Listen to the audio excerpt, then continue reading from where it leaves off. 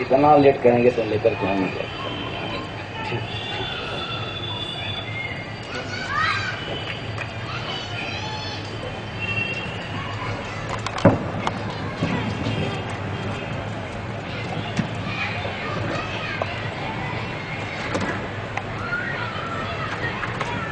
तो ध्यान दीजिएगा अपने परिभाषा पर जो आप लोगों का प्रश्न है।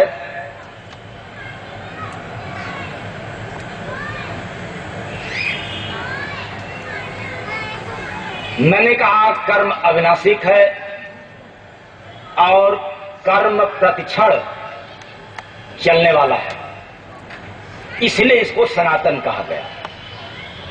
सनातन का दूसरा अर्थ है जो तन में सदा से सना हो, उसे सनातन कहते हैं। जो तन में सना हो, तो तन में क्या है भाई? तो आप लोग कहेंगे कि ये तो 5 तत्व का पंच भौतिक शरीर है, और यह सना है। जरा सोचें, पहले मैंने बताया कि कर्म अविनाशी है, शाश्वत है, पर विचार कीजिए, यह जो 5 तत्व है यह तो नश्वर है, यह तो शाश्वत है नहीं। आपके सामने देखा जा रहा है कि चिता पर समाप्त हो जा रहा है। इतनी लंबी चौड़ी शरीर, लेकिन एक मुट्ठी राख भी नहीं निकलता। फिर सनातन कहां से हुआ? जो तन में सना हो वही सनातन है, वही शाश्वत है। अर्थात आत्मा आपके भीतर है, इसका कभी नाश नहीं होता। इसको चिता पर जलाया नहीं जा सकता, क्योंकि इसके रहते आप किसी को मुर्दा नहीं कह सकते। बिल्कुल बीमार व्यक्ति हो, मरने ही वाला हो, लेकिन अभी मरा नहीं, आप मुर्दा नहीं कह सकते। निकला तुरंत घर से बाहर करो। तो सनातन सदा से है और प्रतिक्षण है, लेकिन काम तो नाशी है, इसका नाश है। इसलिए मैंने कहा क धन आम, यही है काम।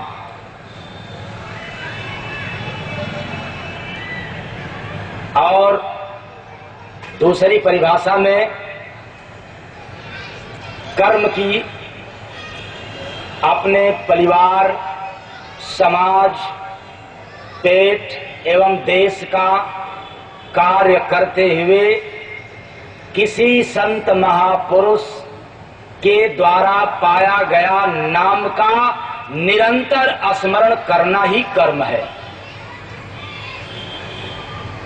अब आप लोगों ने समझा बात को? कर्म की परिभाषा, इसका मूल निचोड़ मैंने बताया। कर्म किसे कहते हैं?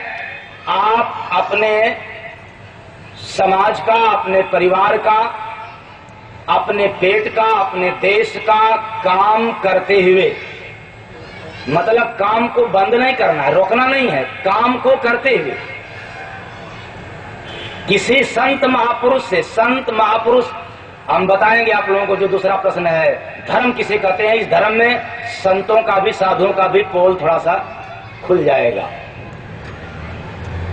काम को करते हुए किसी संत महापुरुष के द्वारा पाया हुआ या मिला हुआ नाम का निरंतर स्मरण। मैंने कहा निरंतर, सुबह शाम नहीं बताया। सुबह शाम आपने किया तो काम। कर्म का मतलब होता है शाश्वत, अविनाशी, इसलिए निरंतर स्मरण ही कर्म है। तो स्मरण का मतलब होता है ध्यान, पर आप तो विस्मरण में हो, भूल जाते हो। काम भूल जाता ही है, कर्म कभी भूलता नहीं। कर्म तो प्रतिक्षण चलना है। जैसे श्वास आ रही है और जा रही है। आपके पास क्रोध हो जाए, गुस्सा हो जाए, पर सांस तो चलेगा। आपके पास विपत्ति है तो भी श्वास तो चलेगी। आप बिल्कुल गहरे निद्र में हैं तभी तो श्वास चलेगी। यही तो कर्म है। बस इसी के संग हो लो, निरंतर कर्म होगा। इसलिए मैंने कहा था पहले, कर्म जीव का काम है और काम संसार का है, देह का है। कर्म अविनाशी है और काम नाशी है। काम भी करना है लेकिन काम से ऊंचा है कर्म। इसलिए आज से आप लोग काम और कर्म को एक न मानना। अब कर्म जगत में केवल साधक ही करता है, बाकी सब नहीं। अगला प्रश्न है आप लोगों का, धर्म किसे कहते हैं?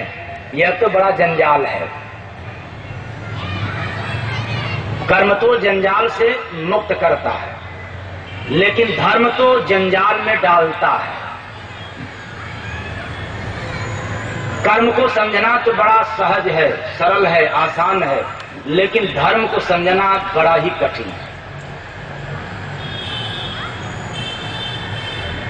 कर्म की कोई शाखा नहीं है और धर्म की तो अनंत शाखाएं। कर्म में कोई मजहब नहीं है, लेकिन धर्म में मजहब ही मजहब है। कर्म मजहब का नाश करता है और धर्म मजहब को पैदा करता है। इतना अंतर है। देखो भाई, जो मैं ये बतला रहा हूं ये मैं किसी पुस्तक का लिया उधार नहीं, ये निजी तपस्या का अनुभव है। इसलिए धर्म तो जंजाल है, पर मैं इसके ऊपर थोड़ी सी बात कह दे रहा हूं। धीरे धीरे समय हो रहा है आप लोगों की ढेर सारी दवा नोट कराने की। तो धर्म का मतलब होता है सत्कर्म, पुण्य। और मैं आप लोगों से पूछूं यदि कि आपने दिन भर में कितना पुण्य किया, तो कितना बताओगे भाई? धर्म किया। कर्म आसान है लेकिन धर्म बड़ा ही कठिन है। धर्म आप कर नहीं सकते हो, क्योंकि धर्म करना है शरीर से और कर्म करना है केवल श्वास से। तो सुबह से लेकर के शाम तक बड़ा ही काम किया होगा अथवा कर्म भी किया होगा, लेकिन धर्म तो नहीं किया। तो धर्म का मतलब होता है पुण्य, सत्कर्म। धर्म का मतलब होता है कि अपने पिता की सेवा भी करना। धर्म का मतलब होता है कि आप अपने कुटुंब परिवार की भी देख रेख करें।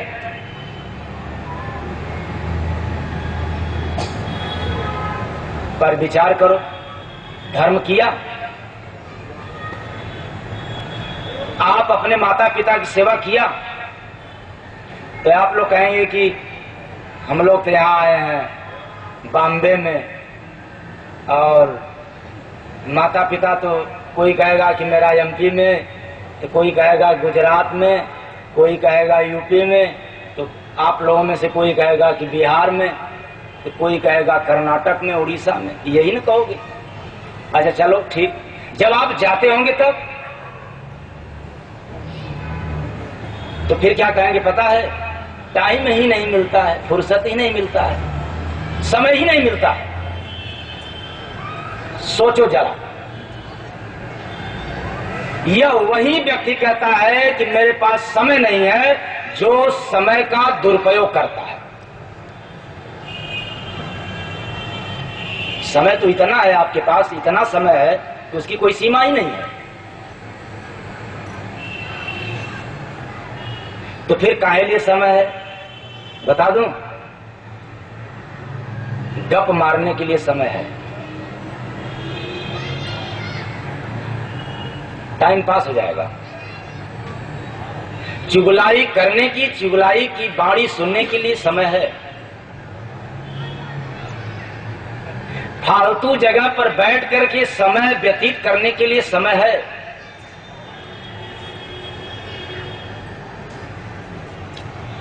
लेकिन परोपकार की कार करने के लिए आपके पास समय नहीं है, टाइम ही नहीं है यार, क्या किया जाए। चलो कोई आया होगा संत फकीर महात्मा अपना, ये तो बॉम्बे का काम ही है। तो नवाब अब तो टीवी समाचार से आप लोगों को तो मति भ्रम हो गया होगा अध्यात्म के प्रति।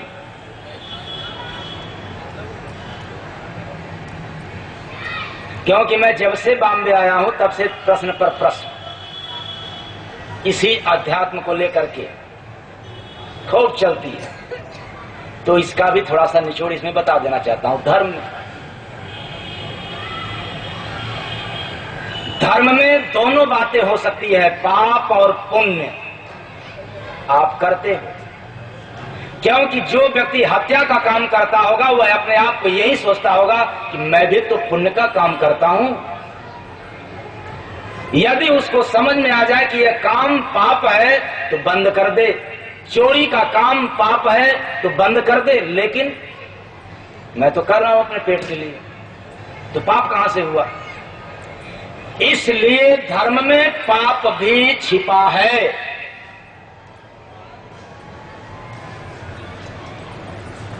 धर्म में पाप भी एक शाखा है, मत मतांतर से।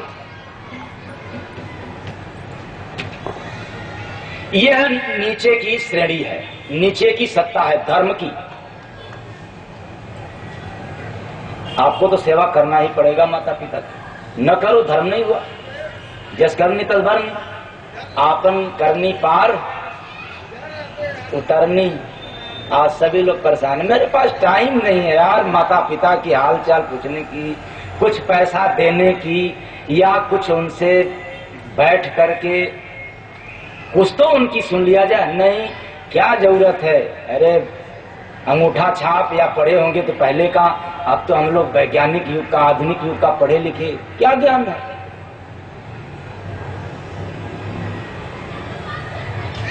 चलो प्रसंग पर जाएंगे तो बढ़ जाएगा आगे, लेकिन यह कहकर के आप टाल देते हैं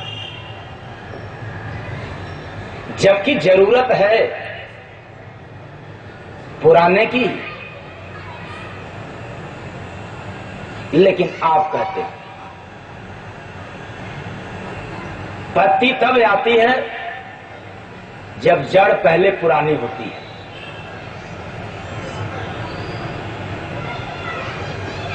और पत्ती अहंकार में आ जाए, घमंड में हो जाए कि अब जड़ की क्या आवश्यकता है, और जड़ जब उखड़ जाए, पेड़ गिर जाए, तो फिर पत्ती तो अपने आप अपने अस्तित्व में आ जाएगी। लेकिन चलिए, मैंने कहा कि धर्म में पाप भी है, पुण्य भी है, छिपा हुआ है। लेकिन यह जो परिभाषा है नीचे की है, गहनतम बात नहीं है, ऊंचे स्तर की बात नहीं है। यह जो मैंने बताया दोनों वाक्य नीचे की बात है, यह धर्म। लेकिन धर्म की शाखा इसके भी ऊपर की बात है। धर्म का कार्य करने वाला व्यक्ति कभी भी पथभ्रष्ट हो सकता है।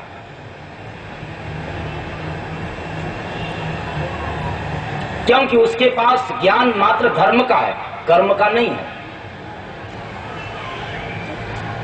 ऐसे व्यक्ति के ऊपर कोई भी भरोसा नहीं किया जा सकता, चाहे डॉक्टर धर्म का काम करे, या इंजीनियर करे, या नेता करे, चाहे अधिकारी करे।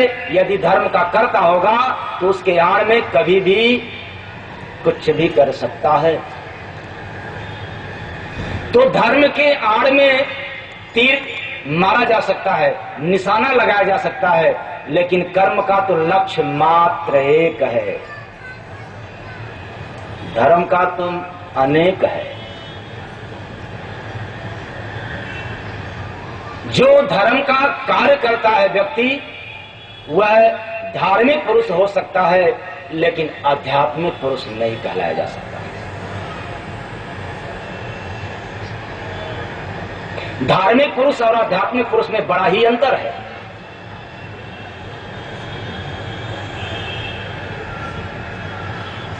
धर्म का ज्ञान कभी भी उसको विचलित कर सकता है, प्रचलित नहीं कर सकता। तो फिर आइए देखा जाए कि धर्म है क्या क्या। आपने माता पिता की सेवा किया तो धर्म किया, आपने गरीबों की सेवा किया, दान दिया तो धर्म है, कर्म नहीं है, काम भी नहीं है, पर धर्म है। आपने मंदिर के प्रति, मस्जिद के प्रति कुछ पैसा दिया, अन्न दिया या समय खर्च किया तो धर्म है, पर कर्म नहीं है और काम भी नहीं है। आज मैं जितना निचोड़ बतला रहा हूं, इसको आप लोग सुनते रहना इस बॉम्बे में, इस प्रसंग पर, धर्म के बारे में। सभी लोग इसको ला करके कथाकार में फंसा देंगे। धर्म को कर्म, कर्म को धर्म। समझ ही नहीं पाओगे आप लोग कि किसे धर्म कहा जाता है और किसे कर्म कहते हैं। आपने तीर्थों में गया पाप काटने के लिए, वह भी मात्र धर्म है, कर्म नहीं है, काम भी नहीं है।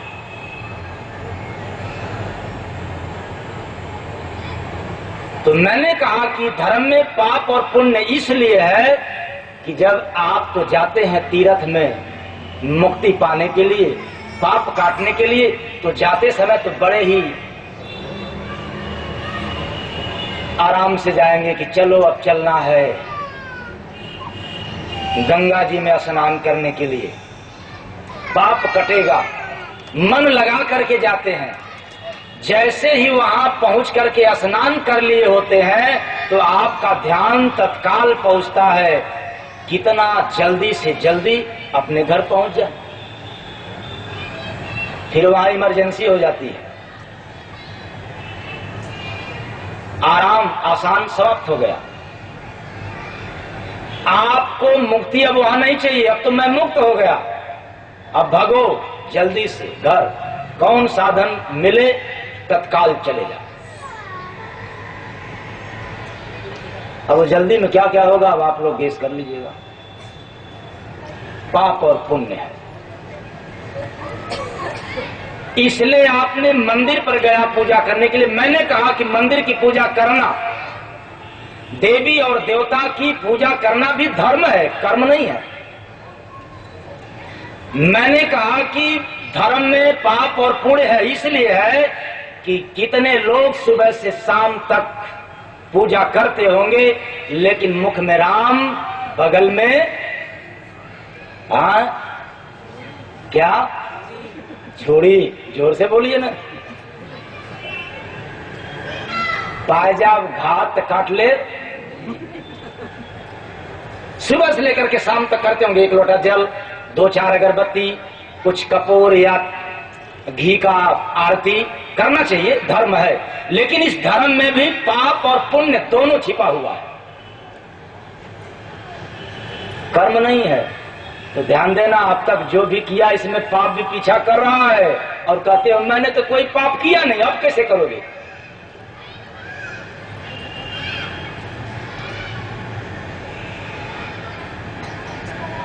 इससे मुक्ति पाने के लिए आपको बड़ा ही ऊंचे स्तर पर उठना पड़ेगा, टाइम ही नहीं है। आज से भी आप लोग कहोगे मेरे पास समय ही नहीं है सत्संग सुनने का, तो पान खाने के लिए समय है, किसी और के पास बैठ करके गप लड़ाने के लिए समय है। समय का दुरुपयोग करने वाला व्यक्ति ही कहता है मेरे पास समय नहीं है। धर्म में पाप और पुण्य छिपा हुआ है, इसलिए धर्म करने वाला व्यक्ति चाहे जितना जगत में ख्याति प्राप्त कर ले, लेकिन कभी भी पथभ्रष्ट हो सकता है, नो गारंटी।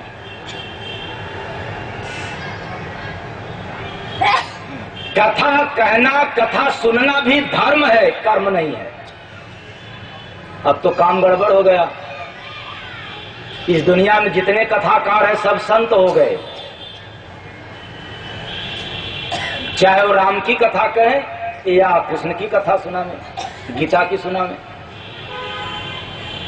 बड़ी मुश्किल बात है, बड़ा अटपटा आप लोगों को लगता होगा। ये कहां से बात आज नहीं।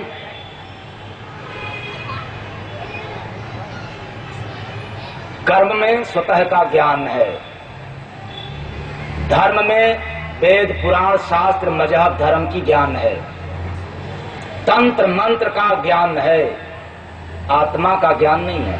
हाँ, जो बड़े ऊंचे स्तर पर उठते हैं धर्म की बात बतलाने वाला व्यक्ति, तो ज्यादा से ज्यादा आत्मा का नाम लेकर के फिर आ जाएगा दुरात्मा में। अगर बहुत पहुंचा तब। धर्म की अंतिम यात्रा है आत्मा तक पहुंच जाना, बस अनुभव नहीं कर पाना। ये तो है ही नहीं धर्म में। तो चाहे राम की कथा हो, चाहे कृष्ण की कथा हो, या शंकर की कथा हो, या दुर्गा की कथा हो, यह तो मात्र धर्म है।